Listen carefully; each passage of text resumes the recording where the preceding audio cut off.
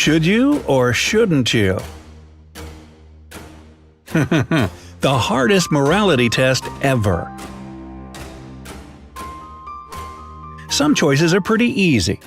Coffee or tea, fries or onion rings, boxers or briefs.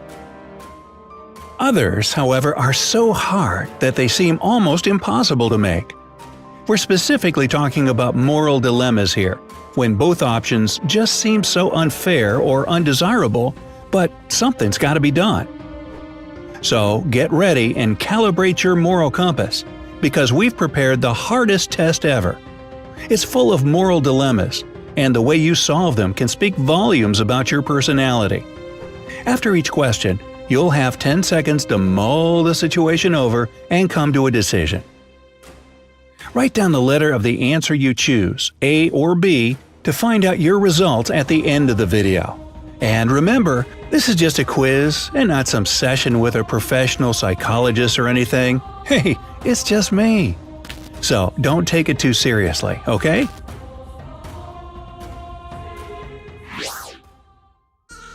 Number 1. A runaway train. Imagine that you're the conductor of a train that you've suddenly lost control of and is about to crash into a group of 5 innocent bystanders totally unaware of their impending doom. They'll definitely be killed by the impact unless you throw a switch that can divert the train to another track. But in this case, it would run over an unsuspecting man who's sleeping on the rails. Would you be able to throw the switch? A. Yes, easily. B. No way. I couldn't possibly do that with a clean conscience. Starting off strong, I see. Dang, what a tough choice. Perhaps those 5 people will notice the train and get out of harm's way. Should you risk it? You've got 10 seconds to decide.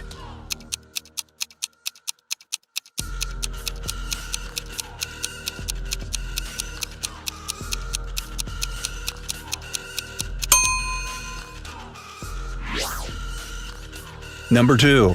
A trolley out of control. A streetcar is out of control and speeding towards a group of 7 people. Okay, sounds familiar. Being on an overhead footbridge, you're not in danger. You see a big bulky guy standing next to you, and you realize that if you push the man onto the track below the footbridge, it'll stop the trolley. However, the man will surely die. On the other hand, you'll save 7 innocent people. Would you sacrifice 1 life for 7? A. I'd do it without hesitation. B.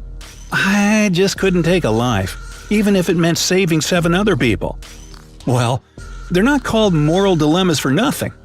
What's the right thing to do here? If 10 seconds isn't enough to solve this problem, you can always pause the video.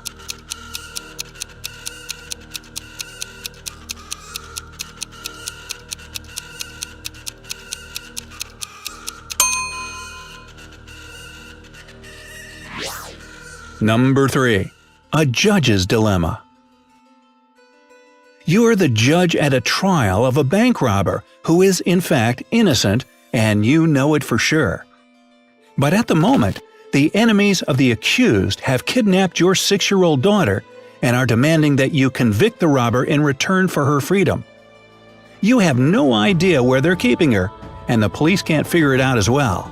You're a nervous wreck and can't help but think that the kidnappers will or already are abusing your child. Would you convict the innocent man to save your daughter? A. I would never convict an innocent person.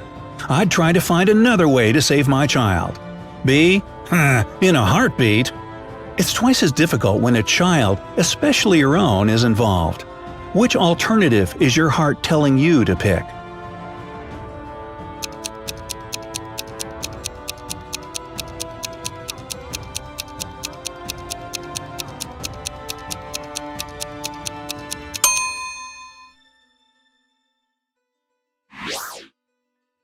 Number 4. Your best friend's wedding. You've been invited to your best friend's big day. 2 hours before the ceremony is supposed to start, you notice your friend's future spouse sneaking out of some storage room with another guest. They both look thoroughly disheveled, and you realize that they're having an affair. And here comes the dilemma. If you tell your friend what you found out, their perfect day will be completely ruined. At the same time, how can you allow your friend to marry somebody who's unfaithful? What would you do in such a situation? A. I'd tell my friend about the affair. Everybody deserves to know the truth. B. I wouldn't say anything. After all, my job is to support my friend's new beginnings. Plus, I could be mistaken. It's not a life or death choice. We need a break from those. But it's still a tough one. To make a friend unhappy but aware, or keep them blissfully ignorant.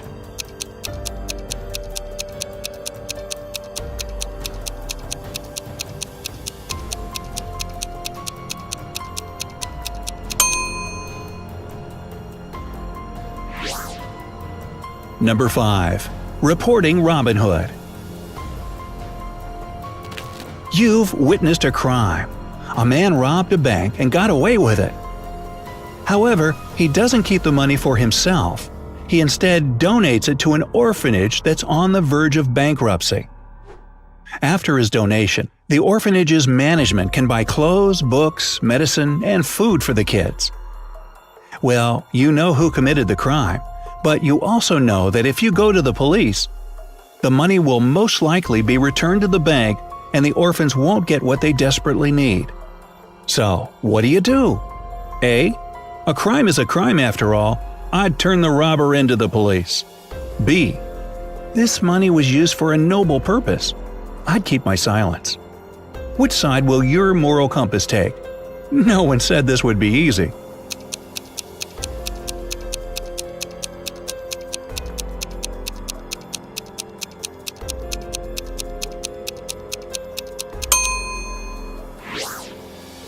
Number 6. A car crash and a killed pedestrian. You're on your way home from work one evening when you get into an accident with another car. Even worse, you've also hit and killed a pedestrian. However, as you're about to get out of your car, the driver of the other vehicle, a shocked woman in tears, runs toward you.